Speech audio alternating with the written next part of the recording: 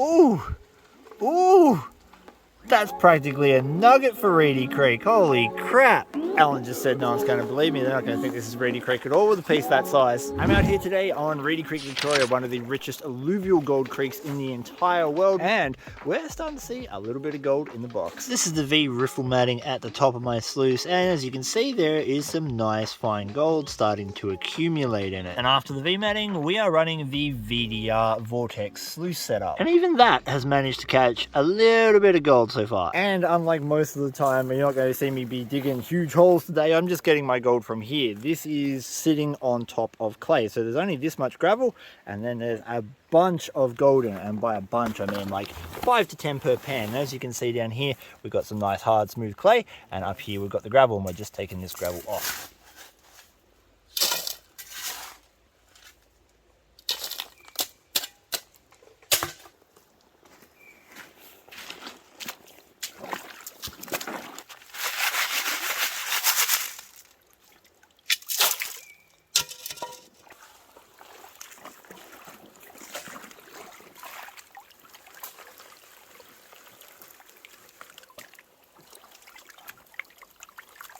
If you feed the gold into the sluice by shaking it out over the riffles, it kind of works the same as panning. And what you end up with is the black sand concentrates at the end. Sometimes you get to see the gold.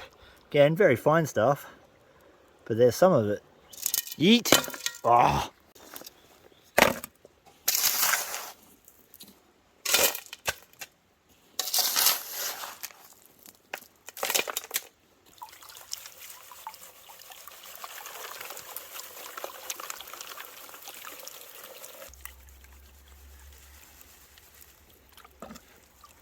The thing about this clay is it's working exactly like a piece of sticky tape. The water that comes through here is way too fast for much gravel to accumulate, and hence why you can only see a really small layer on top.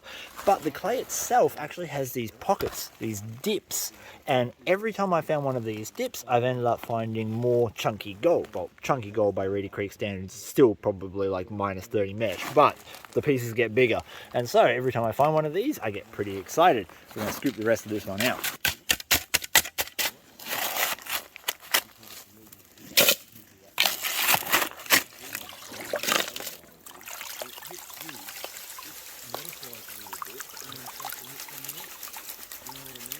Ooh, ooh, that's practically a nugget for Reedy Creek. Holy crap.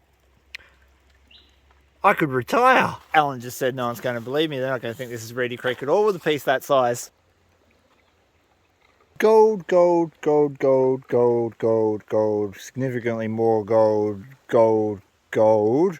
Is there any gold there? Ooh, that's deep.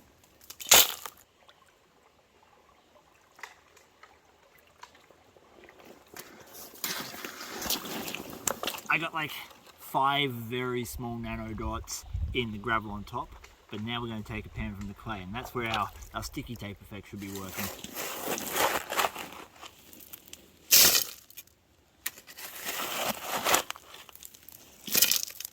Alright, here we go.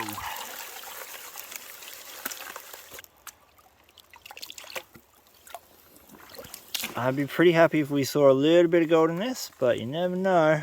Oh yeah, okay, some, but not heaps. We got more than 5 specks, but not as good as what we're getting on the other side of that clay mound. I just pushed through 5 pans and the mat is starting to look really good, and that's because every pan is showing me that the grades are going up. So all around here was averaging 5 to 10 specks per pan. Except for back there where we tested, which was a 5 or less. But as I come down into here, it's 10 plus. Oh, and when we're gold prospecting, we like higher grades.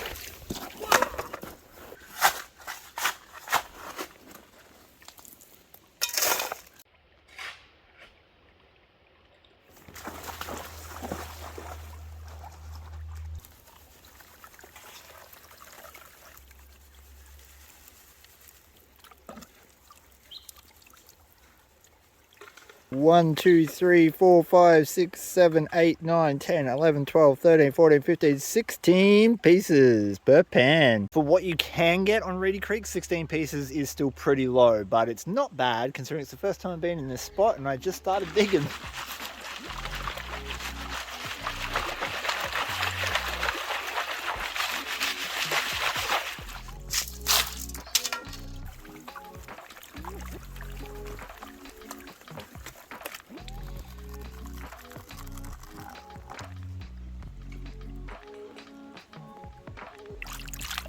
Time to do a clean out. So we're just going to get everything out of the V-matting because that's a real pain in the ass to clean out when it's not in the water.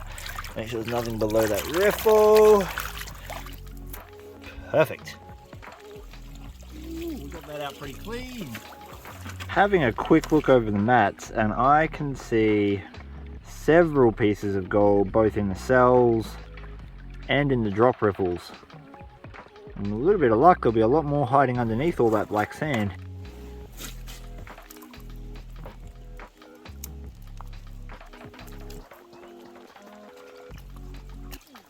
Ooh. Okay, we're gonna have a lot of black sand. I'm probably not gonna be able to clean this up very well in the creek. This is gonna be a home job. The pan feels heavy.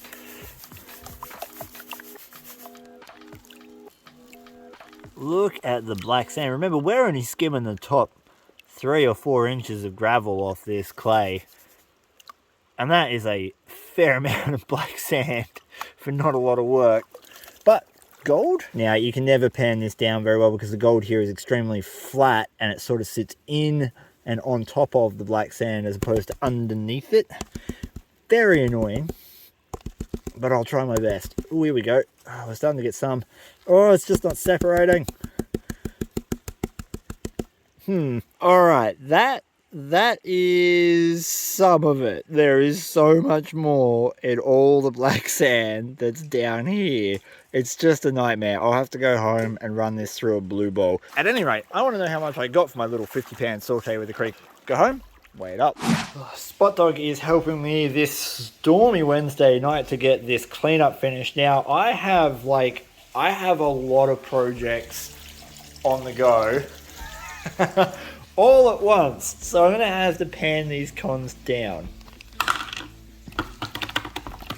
Now, if you cannot afford a blue bowl to do the work for you, pick yourself up an XP snakeskin pan. This is called snakeskin, and that's because it looks like it has snakeskin on it, and this makes cleaning up gold out of any kind of black sand incredibly easy. Alternatively, you could literally just use some rough sandpaper to get the same result. Reedy Creek black sands are non-magnetic because they are cassiterite or mostly tin, and therefore you've got to employ a lot of skill, finesse and patience to get through it. Look at that. I've now got it down to probably 95% gold. We're just going to do that last little rollback and get this junk out of the way.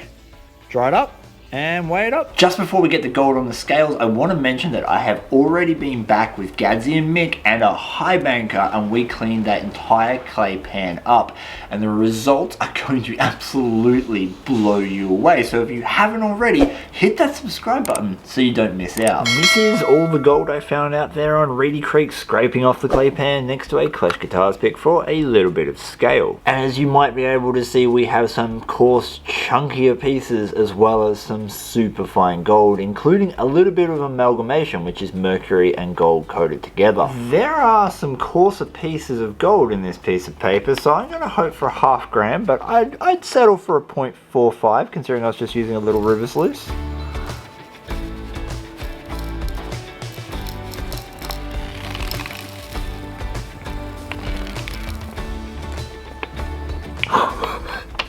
My guesses are never that close. 0.446. In today's money, 0.446 grams of gold is worth a tad under 34 Australian dollars.